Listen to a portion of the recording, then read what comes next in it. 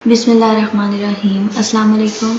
Channel को subscribe करते वक्त साथ बेल आइकॉन को ज़रूर प्रेस कीजिए ताकि आने वाली हर लेटेस्ट वीडियो की अपडेट सबसे पहले आपको रिसीव हो सके।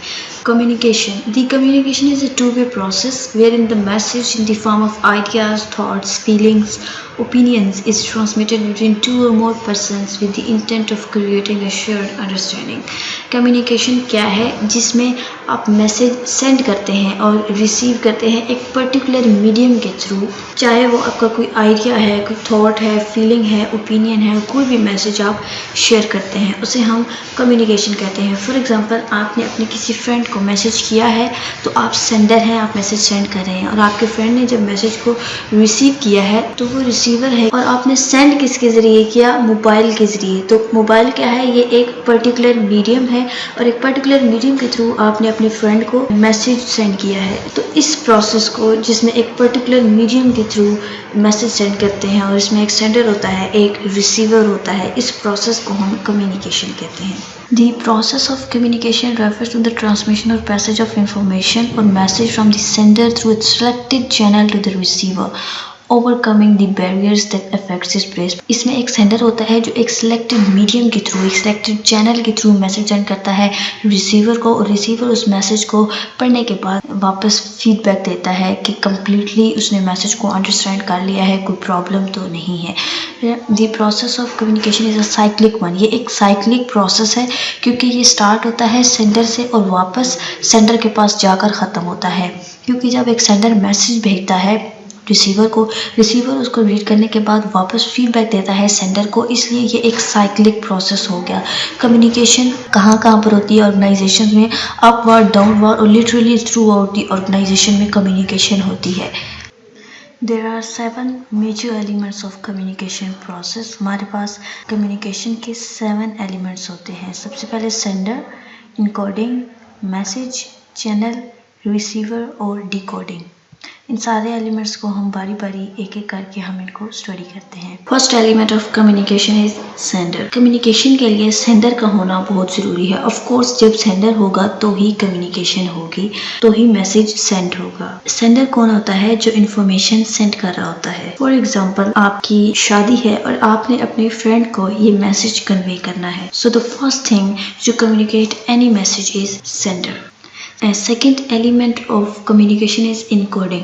The sender begins with the encoding process wherein he uses certain words or non-verbal methods. जब भी कोई मैसेज सेंड करना होता है तो पहले ये सोचना है कि वो मैसेज किस तरह से सेंड करना है। आपने रिटन मैसेज सेंड करना है, ओरल करना है, या नॉन वर्बल मेथड्स यूज़ करने हैं जिनमें सिंबल्स, साइंस या बॉडी गेस्चर के थ्रू आप अपने मैसेज को कन्वे करेंगे। फॉर एग्जाम्पल, शादी की एग्जाम्पल ही ले लेते हैं। आपने शादी के लिए किसी को, अपने फ्रेंड को, फैमिली मेम्बर्स को, जिनको भी इनवाइट करना है, आप पहले ये सोचेंगे कि कार्ड्स के ज़रिए आप इनवाइट करेंगे या आपके जो करीबी दोस्त हैं आप उनको सिंपल मैसेज कर देंगे या फिर कॉल के थ्रू करेंगे। तो ये जो आप सोच रहे हैं किस तरह से अपनी मैसेज को कन्वे करना है, ये सारे प्रोसेस को हम इनकोडिंग कहते हैं। Third element is message. Once the encoding is finished, जब इनकोडिंग ख़त्म हो जाती है, हमने सोच लिया कि मैसेज किस तरह से सेंड करना है, the sender gets the message that he intends to convey. तो उसके पास एक मैसेज आ जाता है। मैसेज जो है वो रिटन भी हो सकता है, ओरल भी हो सकता है, सिंबॉलिक भी हो सकता है, मतलब उसमें नॉन वर्बल चीज़ हो सकती है जैसे बॉडी गेस्चर्स हो गए, साइलेंस साउंड्स वगैरह, या कोई भी ऐसा सिग्नल जिसको रिसीवर समझ सके और वो वापस रिस्पॉन्स कर सके कि उसे मैसेज जो है वो समझ आ गया है। वही एग्जांपल हम इस पूरे प्रोसेस में कोट कर रहे हैं शादी की। तो जब हमने ये सोच लिया मैसेज किस तरह से कन्वे करना है, फॉर एग्जांपल हमने यही डिसाइड किया कि हम कार्ड्स के ज़रिए सबको शादी की इनविटेशन दें, तो ऑब्वियसली हम कार्ड पर रिटन इन्फॉर्मेशन ही देंगे अपने रिसीवर को। तो ये क्या है, जो हमारे पास एक प्रॉपर फॉर्मेट आ गया है कि किस तरह से हमने अपनी इन्फॉर्मेशन को आगे पास आउट करना है। इस एलिमेंट को हम मैसेज कहते हैं। Fourth element of communication process is communication channel. The sender chooses the medium through which he wants to convey his message to the recipient. जब सेंडर ने इनकोडिंग कर ली, उसके पास एक मैसेज आ गया। अब उसने वो मीडियम चूज करना है जिसके थ्रू अपने मैसेज को रिसीवर तक पहुंचाना है। फॉर एग्जांपल, अगर आपने टेक्स्ट मैसेज कर दिया अपने फ्रेंड को इनवाइट करने के लिए, तो आपने सेल फोन यूज किया है, यहाँ पर आपका मीडियम सेल फोन है।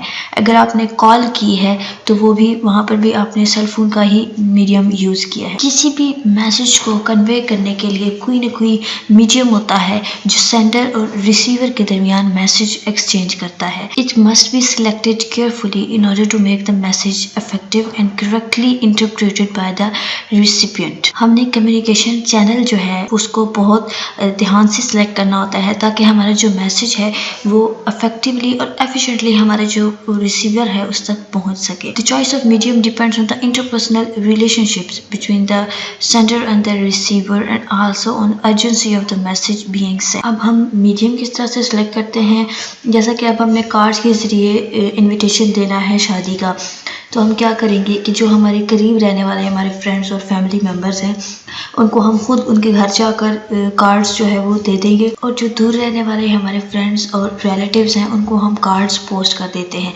तो इस तरह जिस लिहाज से जो भी मीडियम फिट आ रहा होता है हम उसको सिलेक्ट करते हैं ताकि हमारा जो मैसेज है उसे हम इफेक्टिवली रिसीवर तक पहुंचा सकें। Fifth element of communication process is receiver. The receiver is the person for whom the message is intended or targeted. Receiver वो person होता है जिसके लिए मैसेज को जनरेट किया जाता है। एक सेंडर जब मैसेज लिखता है तो उसके ज़हन में एक रिसीवर होता है, वो किसी न किसी को तो मैसेज लिख रहा है, जिसको वो मैसेज लिख रहा होता है उसे रिसीवर बोलते हैं। अब रिसीवर एक मैसेज को किस तरह से समझता है ये डिपेंड करता है उसके नॉलेज पे, उसके एक्सपीरियंस पे, उसके ट्रस्ट पे और उसका क्या रिलेशनशिप है सेंडर के साथ। So receiver is the person for whom the message is generated or created. Sixth element of communication process is decoding. The receiver interprets the sender's message and try to understand it in the best possible manner. Receiver के पास जब message पहुंच जाता है तो वो उसको समझने की कोशिश करता है, उसको रीड करता है। इस प्रोसेस को हम decoding कहते हैं। And effective communication occurs only if the receiver understands the message in exactly the same way as it was intended by the sender. Effective communication तब होती है जब रिसीवर एग्जैक्टली मैसेज को उसी तरह से समझता है जिस तरह से सेंडर ने उसको सेंड किया है। फॉर एग्जांपल, एक मैनेजर ने एम्प्लॉय को जो है वो टेक्स्ट मैसेज किया कि कल शाम को 6 PM पे मीटिंग है, आप आ जाना। अब यहाँ पर रिसीवर ने एग्जैक्टली मैसेज को उसी तरह से समझा जिस तरह से मैनेजर ने उसको बताया था और अगली शाम को 6 बजे वो मीटिंग के लिए पहुंच भी जाता है। तो क्या मतलब है इसका कि यहाँ पर इफेक्टिव कम्युनिकेशन थी। मैनेजर ने जो है वो शॉर्ट वर्ड्स को यूज़ किया और एग्जैक्टली साथ टाइमिंग भी बता दी कि किस टाइम पे मीटिंग है, जिसकी वजह से रिसीवर के माइंड में कोई क्वेश्चन नहीं रहेगा, कोई कन्फ्यूजन नहीं रही कि कल किस टाइम पे मीटिंग है। तो यहाँ पर जो मेन ऑब्जेक्टिव था मैसेज का वो भी अचीव हो गया है। तो इस प्रोसेस को हम डिकोडिंग कहते हैं। बिल्कुल इसी तरह अगर हम शादी के कार्ड्स की एग्जांपल ले लें तो उनके ऊपर अगर प्रॉपर टाइमिंग्स और हॉल वगैरह मेंशन होगा तो जो रिसीवर है उसके माइंड में कोई भी क्वेश्चन नहीं रहेगा, वो प्रॉपर टाइम पर जो है वो पहुंच जाएगा। तो यहाँ पर ये एक, तो इसको हम इफेक्टिव कम्युनिकेशन कह सकते हैं।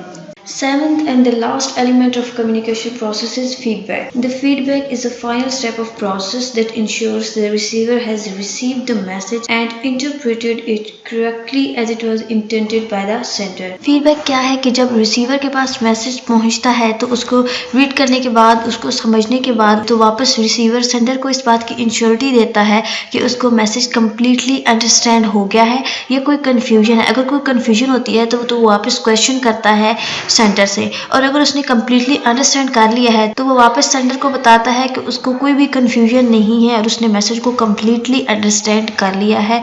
तो ये जो कम्युनिकेशन है उसकी इफेक्टिवनेस को बढ़ा देता है। So the correct message increases the effectiveness of communication.